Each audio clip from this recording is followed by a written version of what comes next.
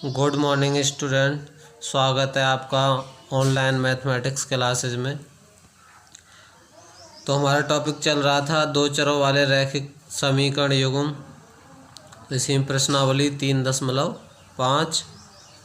Question number 2, ए और B के किन मानों के लिए निम्न समीकरणों के युग्म के अपरिमित रूप से अनेक हल होंगे। तो ये दो समीकरण हमें दे रखे हैं, 2x + 3y = 7, a - b x + a + b y = 3a + b - 2। तो इसको इधर पक्षांतर करके लिखा हमने।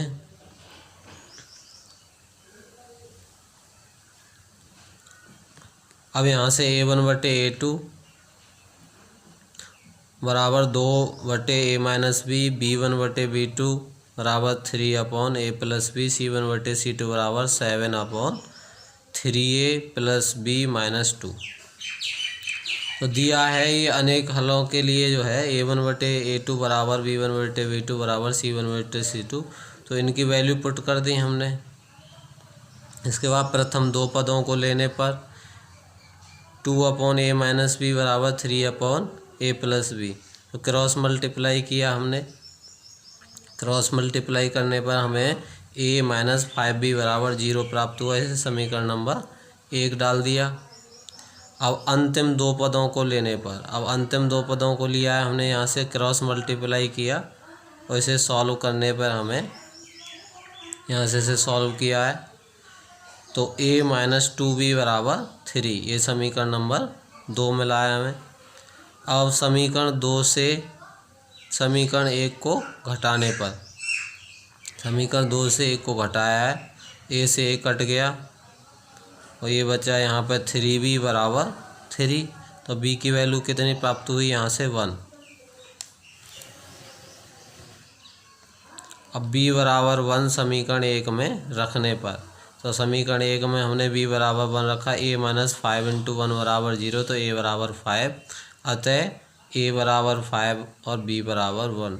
इसका मतलब ये हुआ a की वैल्यू 5 और b की वैल्यू 1 के लिए जो रैखिक युग्म दे रखा है उसके अनंत हल होंगे। इसी के साथ आगे जो है क्वेश्चन नंबर 4 पे बढ़ते हैं हम।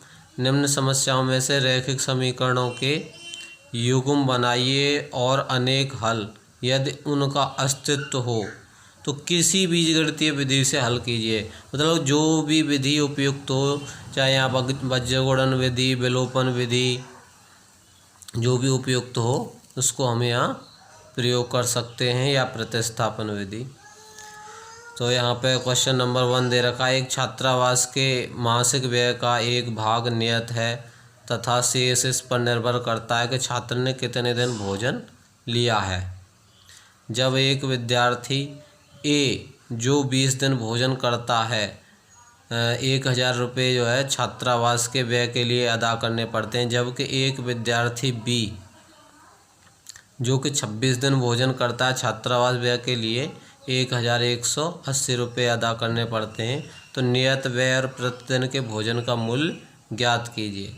इसका सॉल्यूशन हम देख रहे हैं। माना नियत व्यय कितना है, x रुपये मान लिया हमने, और प्रतिदिन भोजन का खर्च y रुपये मान लिया। तो विद्यार्थी ए के लिए तो नियत व्यय प्लस 20 दिन उसने भोजन किया है, तो 20y बराबर 1000। और विद्यार्थी बी के लिए x + 26y बराबर 1180। इसे समीकरण 1 डाल दिया, इसे समीकरण 2। और समीकरण 2 से समीकरण 1 को घटाने पर x + 26y बराबर 1180 और x + 20y बराबर 1000। तो इसे घटाया, x से x कट गया, 26 में 20 गया, 6y बराबर 180। तो यहाँ से y बराबर 180/6। तो यहाँ से 30 टाइम्स कटाइए तो y की वैल्यू आ गई यहाँ से 30। और y का मान समीकरण 1 में रखने पर x + 20 × 30 बराबर 1000, x + 600 बराबर 1000। तो x बराबर 1000 - 600 बराबर 400। अर्थात जो है नियत व्यय जो है 400 रुपये हुआ और प्रतिदिन भोजन का खर्च 30 रुपये। अब इसके बाद दो चरों के रैखिक समीकरणों के युग्म में बदले जा सकने वाले समीकरण। इसमें क्या है कि जो चर हैं वो इस सिचुएशन में, इस कंडीशन में दे रखे हैं कि उनसे उनकी वैल्यू निकालने में थोड़ी समस्या होगी, तो इस वजह से उनको जो है हम प्रतिस्थापित कर सकते हैं, उन्हें कुछ मान लेते हैं और बाद में उसको वैल्यू पुट करके सॉल्व कर सकते हैं। तो ये जो है एक्सरसाइज में क्वेश्चन सॉल्व करेंगे तो वहाँ से हमें इसकी जानकारी मिलेगी कैसे करना है। तो निम्न समीकरणों के युग्मों को रैखिक समीकरण के युग्म में बदल करके हल कीजिए। तो ये क्वेश्चन नंबर 1 का सेकंड पार्ट दे रखा है। 2/√x + 3/√y बराबर 2 समीकरण नंबर 1 और 4/√x - 9/√y बराबर -1, ये समीकरण 1 और ये समीकरण 2। अब हमने मान लिया 1/√x बराबर u और 1/√y बराबर v। u और v हमने इनको माना और इसमें समीकरण 1 और 2 में पुट कर दिया, जिससे कि हमें ये समीकरण ये प्राप्त हुए 2u + 3v बराबर 2 और 2u - 9v बराबर -1।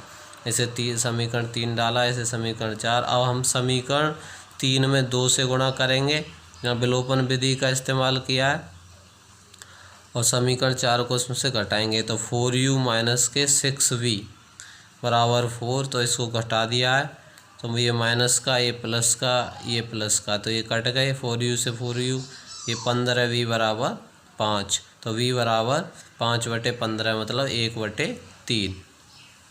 अब इसके बाद v बराबर 1/3 समीकरण 3 में रखने पर तो 2u + 3 मल्टीप्लाई 1/3 बराबर 2। तो 2u + 1 बराबर 2, तो 2u बराबर 1, तो u का मान आ गया यहाँ से 1/2।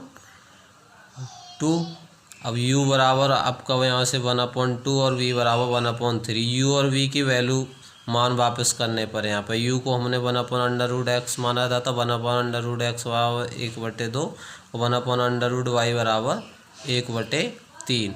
तो यहाँ से √x बराबर 2 हो गया और √y बराबर 3 हो गया। अब दोनों पक्षों का क्या कर दिया, उन्हें वर्ग कर दिया, तो x बराबर 4 और y बराबर 9।